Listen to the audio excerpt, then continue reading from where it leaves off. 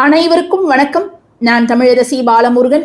இந்த பதிவில் நம்ம பார்க்கக்கூடிய விஷயம் மிக மிக முக்கியமான விஷயம். ஸோ உங்கள் எல்லாருக்குமே ஒரு சின்ன வேண்டுகோள், இந்த ஒரு பதிவை நீங்கள் கடைசி வரைக்கும் எந்த ஒரு பகுதியையும் ஸ்கிப் பண்ணாமல் பார்க்கணும் அப்படிங்கிறத என்னுடைய தாழ்மையான வேண்டுகோளாக உங்ககிட்ட கேட்டுக்கிறேன். ஏன்னு கேட்டிங்கன்னா, இப்போ நம்ம பார்க்கக்கூடிய ஒரு விஷயம், அந்த 2 வார்த்தைகள் அப்படிங்கிறது, நீங்கள் எவ்வளவு ஒரு பண நெருக்கடியில் இருந்தாலும், அல்லது வறுமையிலே தான் நான் இருக்கிறேன் அப்படின்னு இருந்தாலும், இல்லை எனக்கு கடன் ரொம்ப நிறைய இருக்குது அப்படின்னாலும், பணத்தை என்னால் சேமிக்க முடியலை அப்படின்னு நிலைமை இருந்தாலும், அல்லது வீண் விரைய செலவுகள் ஆகிட்டே இருக்குது, எவ்வளவு சம்பாதிச்சாலும் கைகளில் பணம் நிற்க மாட்டேங்குது, ஒரு வழியில் போயிட்டே இருக்குது அப்படின்னு இந்த பிரச்சனைகள் எதுவாக இருந்தாலும் பணத்தை பல மடங்கு காந்தம் போல் உங்களிடம் ஈர்த்து கொண்டு வந்து தரக்கூடிய 2 முக்கியமான வார்த்தைகள், யாருமே இதுவரை கேள்விப்படாத வார்த்தைகள், கைமேல் பலன் தரக்கூடிய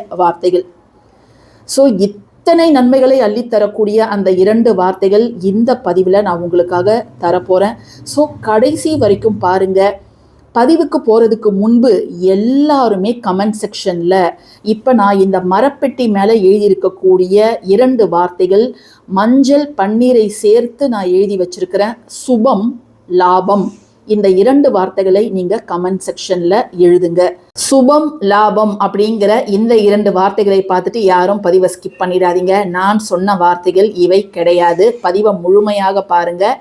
அப்போ தான் அந்த 2 வார்த்தைகள் என்ன அப்படிங்கிறது தெரியும். சுபம் லாபம் அப்படிங்கிறது மங்களகரமான வார்த்தைகள் தான். ஆனால் நம்ம இப்போ பார்க்க போகிறது அதை விட இன்னும் பவர்ஃபுல்லான 2 வார்த்தைகள். இன்றிலிருந்து நீங்கள் ஆரம்பிங்க. நல்ல நாளா, இல்லது இன்னைக்கு அஷ்டமியா, நவமியா, மேல் நோக்கு நாளா, கீழ் நோக்கு நாளா, எதை பற்றியும் நீங்கள் கவலைப்பட வேண்டாம். ஒவ்வொரு முறையும் நீங்கள் பணத்தை தொடும் பொழுது அல்லது நாணயங்களை தொடும் பொழுது இந்த 2 வார்த்தைகளை நீங்கள் உங்கள் மனதிற்குள் உச்சரியுங்கள். பணம் பல மடங்கு பெருகும். பண மழையில் நனையலாம் அப்படின்னு நான் போட்டிருக்கேன் பாருங்க. அது மிகைப்படுத்தப்பட்ட வார்த்தைகள் அல்ல. உண்மையிலேயே பணம் உங்களை தேடி வருவது உறுதி. ஸோ எல்லாருமே சுபம் லாபம் அப்படிங்கிறத எழுதிடுங்க. இன்னைக்கு இந்த பதிவில் நிறைய சின்ன சின்ன குறிப்புகள். பொதுவாக பணத்தை நம்ம கையாளுறதுல நிறைய பேர் பர்ஸை பயன்படுத்துவோம், இல்லை ஹேண்ட்பேக்கில் வச்சுருப்போம். பட் இருந்தாலும் ஒரு மரப்பெட்டி உங்கள் அனைவரது வீட்டிலும் இருக்கணும். அது சின்ன சைஸாக இருந்தாலும் சரி, பெரிய சைஸாக இருந்தாலும் சரி, ஒரு மரப்பெட்டி, அதில் சாஸ்திரத்துக்கு சில பொருட்களை போட்டு அதில் பணத்தை சேர்த்து வைப்பது அப்படிங்கிறது ரொம்ப ரொம்ப அவசியம். பணத்தை நீங்கள் சேர்க்கலனாலும் அதில் ஒரு 500, 1000, 2000 அதை நீங்கள் செலவுக்கெல்லாம் எடுக்கவே கூடாது. அது அப்படியே பர்மனண்ட்டாக அந்த இடத்துல இருக்கணும். எந்த இடத்துல இருக்கணும்னா, உங்களுடைய பீரோ எந்த இடத்துல இருக்கணும்னா, உங்கள் வீட்டோட குபேர மூலை, தென்மேற்கு மூலையில் உங்களுடைய பீரோ இருந்து அந்த பீரோக்குள்ளார நீங்கள் இந்த மரப்பெட்டியை வைத்து பணத்தை நீங்கள் சேமிக்க ஆரம்பிங்க. நிச்சயமாக பணம் பல வழிகளில் உங்களிடம் சேரும். இப்போ பார்த்தீங்கன்னா, நம்ம இந்த மரப்பெட்டியில் இதை மாதிரி ஒரு கண்ணாடி அப்படிங்கிறத வச்சுருக்கிறோம். ஸோ இந்த கண்ணாடி அப்படிங்கிறது ரொம்ப ரொம்ப ரொம்ப அவசியம். நகை பெட்டியாக இருந்தாலும் பணப்பெட்டியாக இருந்தாலும் இந்த கண்ணாடி நாம் வைத்திருக்கக்கூடிய பொருளை பல மடங்காக பிரதிபலிக்கும். இந்த பெட்டியை திறந்ததுமே அவ்வளவு ஒரு நறுமணம். இது இந்த மல்லிகைப்பூ நம்ம வெள்ளிக்கிழமையில் பூஜை பண்ணிட்டு இதில் மல்லிகையோ அல்லது துளசி இலைகளையோ நாம் வைக்கணும். ஸோ இதை திறந்தாலே ஒரு விதமான தெய்வீக நறுமணம் வரணும்.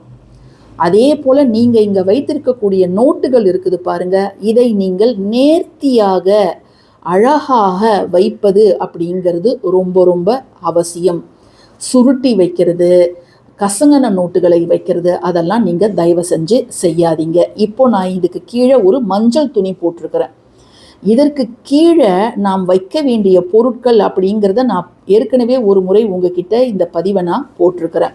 இங்கே பார்த்தீங்கன்னா, சோழி, தாமரை மணி, ஏலக்காய், கோமதி சக்கரம், லகு நாரியல், அதோட நம்ம இங்கே வச்சிருக்கக்கூடியது ஒரு ஜாதிக்காய்.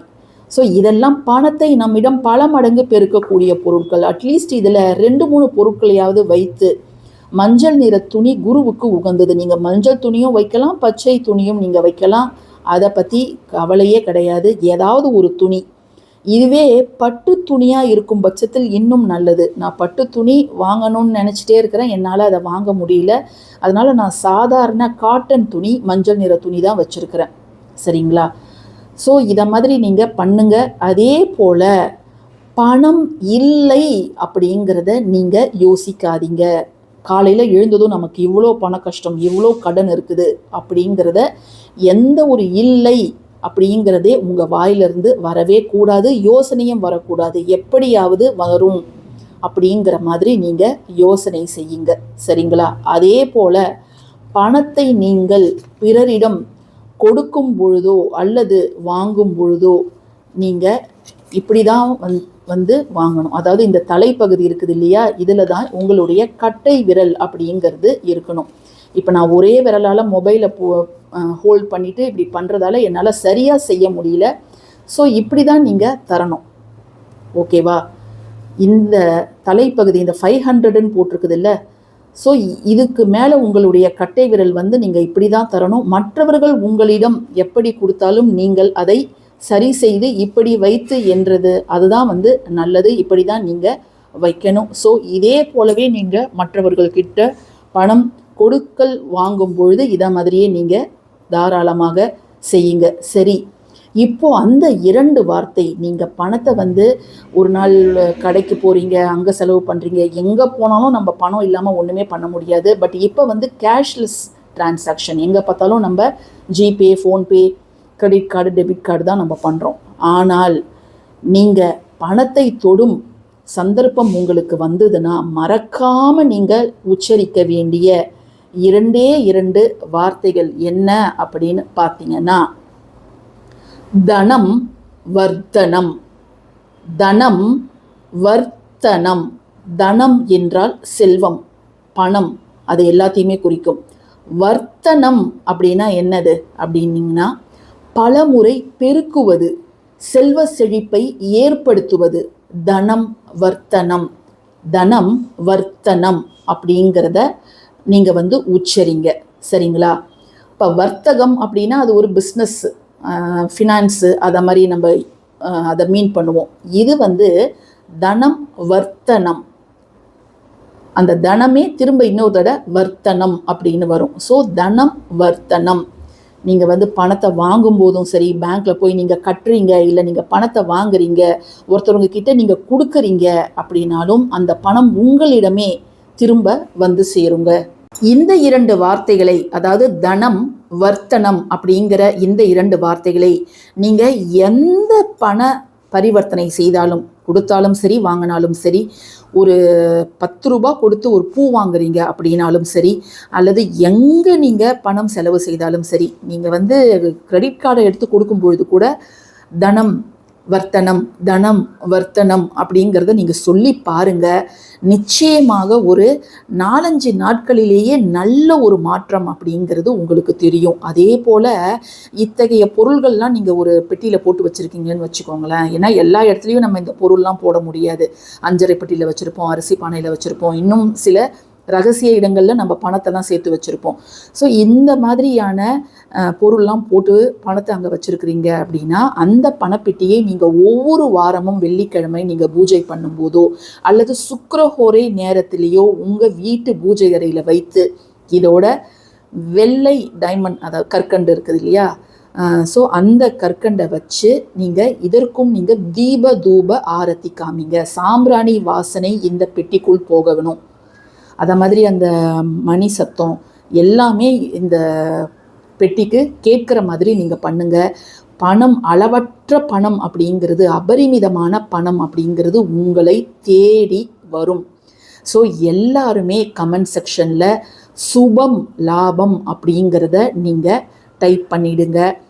எல்லாருமே உங்களுடைய நண்பர்கள், உறவினர்கள் அனைவருக்கும் இந்த ஒரு பதிவை நீங்கள் ஷேர் பண்ணுங்கள். எல்லாரும் பார்த்து பயனடையட்டுங்க. பதிவு பிடிச்சிருந்ததுன்னா நம்ம சேனலுக்கு நீங்கள் சப்ஸ்கிரைப் பண்ணுங்கள். தேங்க்யூ ஃபார் வாட்சிங் திஸ் வீடியோ. நன்றி.